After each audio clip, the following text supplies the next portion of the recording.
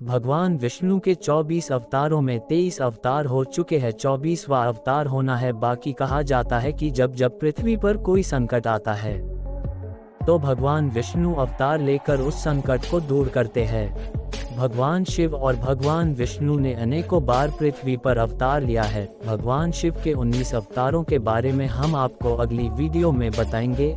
आज हम आपको भगवान विष्णु के 24 अवतारों के बारे में बताएंगे।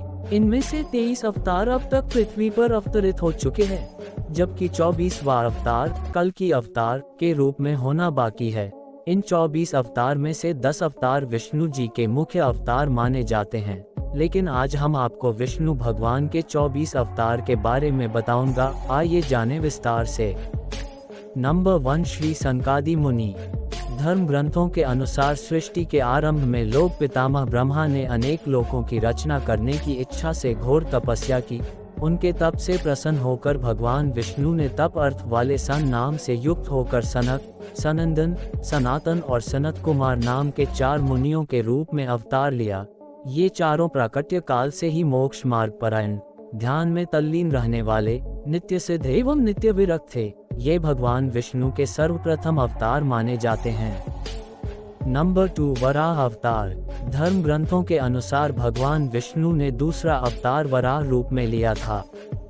वराह अवतार से जुड़ी कथा इस प्रकार है। पुरातन समय में दैत्य हिरण्याक्ष ने जब पृथ्वी को ले जाकर समुद्र में छिपा दिया, तब ब्रह्मा की नाक से भगवान विष्णु वराह रूप में प्रकट हुए। भगवान विष्णु के इस रूप को देखकर सभी देवताओं व ऋषि मुनियों ने उनकी स्तुति की।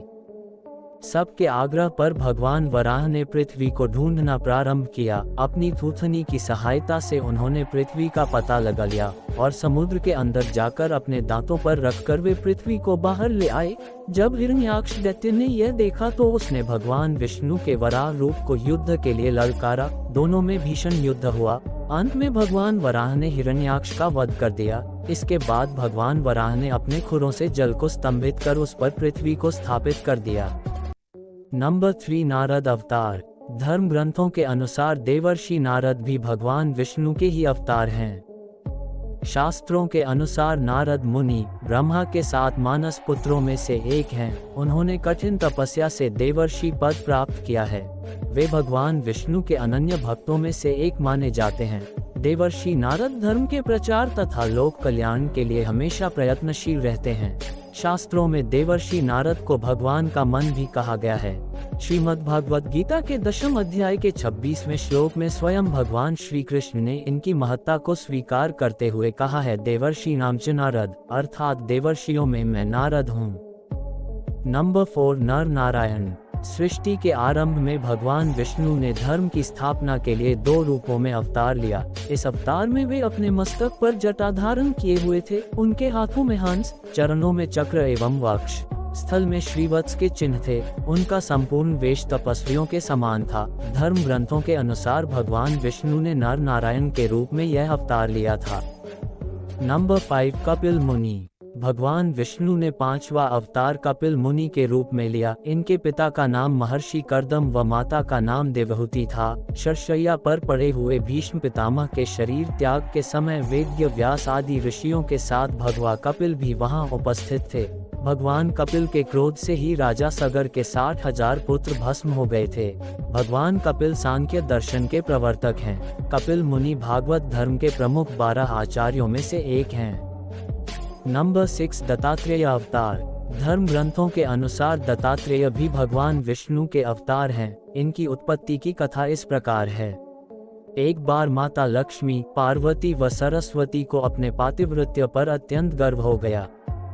भगवान ने इनका अहंकार नष्ट करने के लिए लीला रची। उसके अनुसार एक दिन नारद जी घूमते घूमते देवलोक पहुँचे और तीनों देवियों को बारी बारी जाकर कहा कि ऋषि अत्रि की पत्नी अनुसूया के सामने आपका सतीत्व कुछ भी नहीं। तीनों देवियों ने यह बात अपने स्वामियों को बताई और उनसे कहा कि वे अनुसूया के पातिव्रत्य की परीक्षा लें।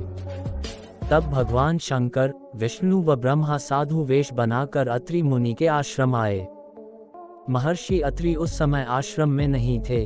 तीनों ने देवी अनुसूया से भिक्षा मांगी, मगर यह भी कहा कि आपको निर्वस्त्र होकर हमें भिक्षा देनी होगी। अनुसूया पहले तो यह सुनकर चौंक गई, लेकिन फिर साधुओं का अपमान न हो इस डर से उन्होंने अपने पति का स्मरण किया और बोला कि यदि मेरा पातिव्रत्य धर्म सत्य है तो ये तीनों साधु 6 मास के शिशु हो जाएं। ऐसा बोलते ही त्रिदेव शिशु होकर रोने लगे। तब अनुसूया ने माता बनकर उन्हें गोद में लेकर स्तनपान कराया और पालने में झूलाने लगी। जब तीनों देव अपने स्थान पर नहीं लौटे तो देवियां व्याकुल हो गईं। तब नारद ने वहां आकर सारी बात बताई। तीनों देवियां अनुसूया के पास आई और क्षमा मांगी। तब देवी अनुसूया ने त्रिदेव को अपने पूर्व रूप में कर दिया। प्रसन्न होकर त्रिदेव ने उन्हें वरदान दिया कि हम तीनों अपने अंश से तुम्हारे गर्भ से पुत्र रूप में जन्म लेंगे। तब ब्रह्मा के अंश से चंद्रमा, शंकर के अंश से दुर्वासा और विष्णु के अंश से दत्तात्रेय का जन्म हुआ। नंबर 7 यज्ञ। भगवान विष्णु के 7वें अवतार का नाम यज्ञ है। धर्म ग्रंथों के अनुसार भगवान यज्ञ का जन्म स्वयंभू मनवंतर में हुआ था। स्वयंभू मनु की पत्नी शत्रुपा के गर्भ से आकुति का जन्म हुआ। वे रुचि प्रजापति की पत्नी हुई। इन्हीं आकुति के यहाँ भगवान विष्णु यज्ञ नाम से अवतरित हुए। भगवान यज्ञ के उनकी धर्मपत्नी दक्षिणा से अत्यंत तेजस्वी 12 पुत्र उत्पन्न हुए। वे ही स्वयंभू मनवंतर में याम नामक 12 देवता कहलाए। नंबर 8 भगवान ऋषभदेव। भगवान विष्णु ने ऋषभदेव के रूप में 8वां अवतार लिया। धर्म ग्रंथों के अनुसार महाराज नाभि की कोई संतान नहीं थी। इस कारण उन्होंने अपनी धर्मपत्नी मेरुदेवी के साथ पुत्र की कामना से यज्ञ किया। यज्ञ से प्रसन्न होकर भगवान विष्णु स्वयं प्रकट हुए और उन्होंने महाराज नाभि को वरदान दिया कि मैं ही तुम्हारे यहाँ पुत्र रूप में जन्म लूंगा। वरदान स्वरूप कुछ समय बाद भगवान विष्णु महाराज नाभि के यहाँ पुत्र रूप में जन्मे। पुत्र के अत्यंत सुंदर सुगठित शरीर, कीर्ति, तेज, बल, ऐश्वर्य, यश, पराक्रम और शूरवीरता आदि गुणों को देखकर महाराज नाभि ने उसका नाम ऋषभ श्रेष्ठ रखा। नंबर 9 आदिराज पृथु। भगवान विष्णु के एक अवतार का नाम आदिराज पृथु है। धर्म ग्रंथों के अनुसार स्वयंभू मनु के वंश में अंग नामक प्रजापति का विवाह मृत्यु की मानसिक पुत्री सुनीता के साथ हुआ। उनके यहाँ वेन नामक पुत्र हुआ। उसने भगवान को मानने से इनकार कर दिया और स्वयं की पूजा करने के लिए कहा। तब महर्षियों ने मंत्रपूत कुशों से उसका वध कर दिया।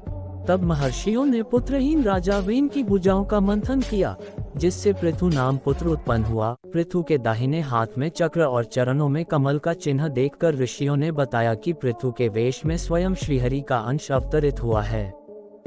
नंबर 10 मत्स्य अवतार। पुराणों के अनुसार भगवान विष्णु ने सृष्टि को प्रलय से बचाने के लिए मत्स्य अवतार लिया था। इसकी कथा इस प्रकार है। कृतयुग के आदि में राजा सत्यव्रत हुए। राजा सत्यव्रत एक दिन नदी में स्नान कर जलांजलि दे रहे थे। अचानक उनकी अंजलि में एक छोटी सी मछली आई। उन्होंने देखा तो सोचा वापस सागर में डाल दूं। लेकिन उस मछली ने बोला, आप मुझे सागर में मत डालिए, अन्यथा बड़ी मछलियां मुझे खा जाएंगी। तब राजा सत्यव्रत ने मछली को अपने कमंडल में रख लिया। मछली और बड़ी हो गई तो राजा ने उसे अपने सरोवर में रखा। तब देखते ही देखते मछली और बड़ी हो गई। राजा को समझ आ गया कि यह कोई साधारण जीव नहीं है। राजा ने मछली से वास्तविक स्वरूप में आने की प्रार्थना की। राजा की प्रार्थना सुन साक्षात 4 भुजाधारी भगवान विष्णु प्रकट हो गए और उन्होंने कहा कि ये मेरा मत्स्यावतार है। भगवान ने सत्यव्रत से कहा, सुनो राजा सत्यव्रत, आज से 7 दिन बाद प्रलय होगी। तब मेरी प्रेरणा से एक विशाल नाव तुम्हारे पास आएगी। तुम सप्त ऋषियों, औषधियों, बीजों व प्राणियों के सूक्ष्म शरीर को लेकर उसमें बैठ जाना। जब तुम्हारी नाव डगमगाने लगेगी तब मैं मत्स्य के रूप में तुम्हारे पास आऊंगा। उस समय तुम वासुकी नाग के द्वारा उस नाव को मेरे सींग से बांध देना। उस समय प्रश्न पूछने पर मैं तुम्हें उत्तर दूंगा, जिससे मेरी महिमा जो परब्रह्म नाम से विख्यात है तुम्हारे हृदय में प्रकट हो जाएगी। तब समय आने पर मत्स्य रूपधारी भगवान विष्णु ने राजा सत्यव्रत को तत्वज्ञान का उपदेश दिया, जो मत्स्य पुराण नाम से प्रसिद्ध है। नंबर 11 कूर्म अवतार। धर्म ग्रंथों के अनुसार भगवान विष्णु ने कूर्म कछुए का अवतार लेकर समुद्र मंथन में सहायता की थी। भगवान विष्णु के कूर्म अवतार को कच्छप अवतार भी कहते हैं। इसकी कथा इस प्रकार है। एक बार महर्षि दुर्वासा ने देवताओं के राजा इंद्र को श्राप देकर श्रीहीन कर दिया। इंद्र जब भगवान विष्णु के पास गए तो उन्होंने समुद्र मंथन करने के लिए कहा। तब इंद्र भगवान विष्णु के कहे अनुसार दैत्यों व देवताओं के साथ मिलकर समुद्र मंथन करने के लिए तैयार हो गए। समुद्र मंथन करने के लिए मंदराचल पर्वत को मथानी एवं नागराज वासुकी को नेति बनाया गया। देवताओं और दैत्यों ने अपना मतभेद भुलाकर मंदराचल को उखाड़ा और उसे समुद्र की ओर ले चले, लेकिन वे उसे अधिक दूर तक नहीं ले जा सके। तब भगवान विष्णु ने मंदराचल को समुद्र तट पर रख दिया। देवता और दैत्यों ने मंदराचल को समुद्र में डालकर नागराज वासुकी को नेति बनाया, किंतु मंदराचल के नीचे कोई आधार नहीं होने के कारण वह समुद्र में डूबने लगा। यह देखकर भगवान विष्णु विशाल कूर्म कछुए का रूप धारण कर समुद्र में मंदराचल के आधार बन गए। भगवान कूर्म की विशाल पीठ पर मंदराचल तेजी से घूमने लगा और इस प्रकार समुद्र मंथन संपन्न हुआ। नंबर 12 भगवान धन्वंतरी। धर्म ग्रंथों के अनुसार जब देवताओं व दैत्यों ने मिलकर समुद्र मंथन किया तो उसमें से सबसे पहले भयंकर विष निकला जिसे भगवान शिव ने पी लिया। इसके बाद समुद्र मंथन से उच्चैश्रवा घोड़ा, देवी लक्ष्मी, ऐरावत हाथी, कल्प वृक्ष, अप्सराएं और भी बहुत से रत्न निकले। सबसे अंत में भगवान धन्वंतरी अमृत कलश लेकर प्रकट हुए। यही धन्वंतरी भगवान विष्णु के अवतार माने गए हैं। इन्हें औषधियों का स्वामी भी माना गया है। नंबर 13 मोहिनी अवतार। धर्म ग्रंथों के अनुसार समुद्र मंथन के दौरान सबसे अंत में धन्वंतरी अमृत कलश लेकर निकले। जैसे ही अमृत मिला अनुशासन भंग हुआ। देवताओं ने कहा हम ले लें, दैत्यों ने कहा हम ले लें। इसी खींचातानी में इंद्र का पुत्र जयंत अमृत कुंभ लेकर भाग गया।